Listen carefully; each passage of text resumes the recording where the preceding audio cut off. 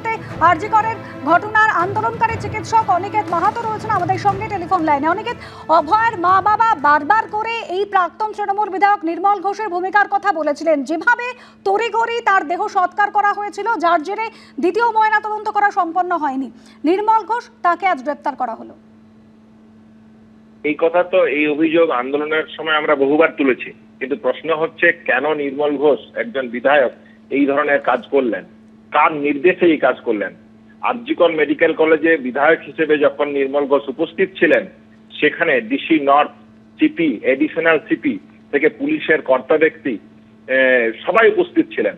তাহলে কার অঙ্গনি হেলনে এই ধরনের কাজকে এক্সিকিউট করা হলো, এই সত্য সামনে আসা উচিত।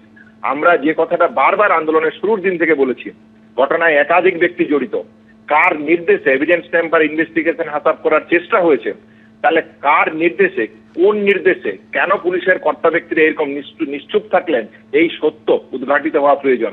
পাশাপাশি আজকের দিনে এই কথা বলতে চাই যে এই কাজ করতে দেশের সর্বোচ্চ তদন্তকারী সংস্থার 2 বছর সময় লাগলো কেন? এটা তো দিনের আলোর মতন পরিষ্কার যে সেখানে তাড়াহুড়ো হয়েছিল।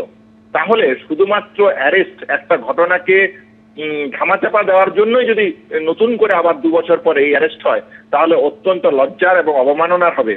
তাই পুলিশ এবং দেশের সর্বোচ্চ তদন্তকারী সংস্থা প্রশাসনের কাছে একজন আন্দোলনকারী চিকিৎসক হিসেবে অভয়ার যন্ত্রণাকে নিয়ে আমরা যারা দিনের পর দিন অতিবাহিত হচ্ছি, তাদের দিক থেকে নিবেদন থাকবে যে 9 এবং 14 আগস্টের সত্য উদ্ঘাটিত হোক। কার নির্দেশে, কেন এই ধরনের কাজ হয়েছিল, কি মোটিভ ছিল, এই সমস্ত কিছু উদ্ঘাটিত হওয়া প্রয়োজন বলে, অতি দ্রুততার সাথে প্রয়োজন বলে মনে করি।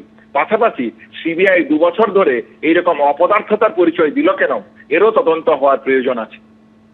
ধন্যবাদ অনিকেত। কার নির্দেশে এই কাজ হলো সেই সত্য উদ্ঘাটিত হোক চাইছেন অনিকেত মাহাতো।